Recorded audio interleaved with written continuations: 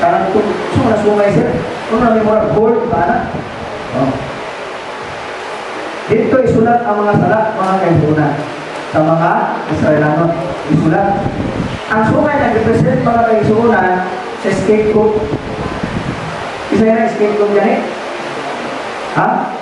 Kaysa during sa uniform, sa mga itong yearly nila ng kwan, yung pagkinom sa sangkari, na ay ikaw na ni, ang kanilo pamili, niya na ay ilang kanding na uhian, mga kaisunan. Nga nag-represent mga kaisunan sa ano siya sa yawa, kaya ato ang mga sala, naman, sa katapusan, i-credit dito mga kaisunan sa yawa.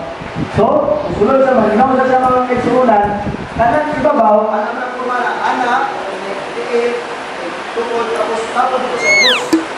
Ang ibabaw, bugasanan sa kamot.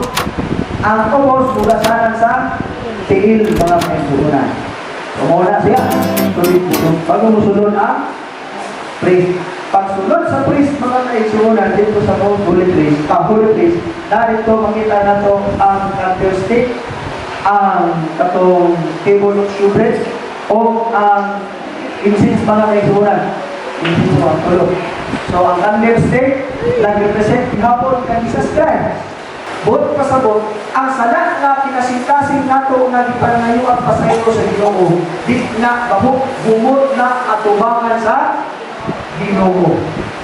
Kay musukpo dito mga kaisunan ang atong mga sala nga gipangayo ang pasaylo sa Ginoo dito sa Ginoo.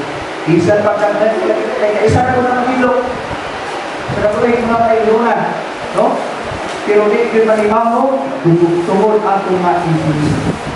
In application sa itong panahon karon, ang last time na mao Jesus Christ, kita na karon.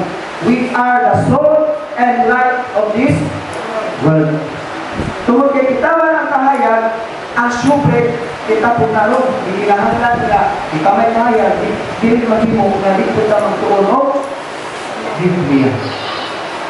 Mga kaisunan. Buot pasabot, prayer and scripture reading o mabasa sa pag-Biblia, mag-uban din na mga kaisunan. Ngayon, pag-abot dito sa most holy place, musulod ito ang high priest, mga kaisunan, no? Narito ang Ark of the Covenant. Nasa sulod nilalang ito ang Ten Commandments.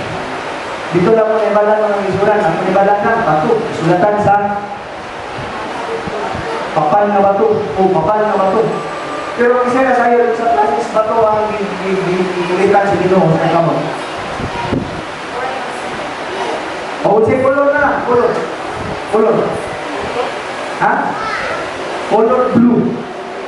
Kung saan na sa precious stone sa color blue? Borders. Ano sa ito, ha? Ha? Borders. Sapay ba? Borders. Kasi yan mga isulat, may sisto na ilamit. Ginoo. Ngayong blue man, blue represents obedience. So, ang Ten Commandments, it pwedeng wala o, it represents obedience. Ang atong tumad mga kaisunan sa Ginoo.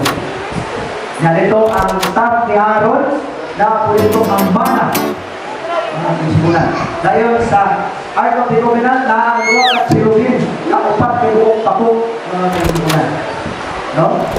Kaya sa tunga sa kuhan, sa Ark of the Covenant na dito mga kaisunan ang tawag itong kaibisin na gamay.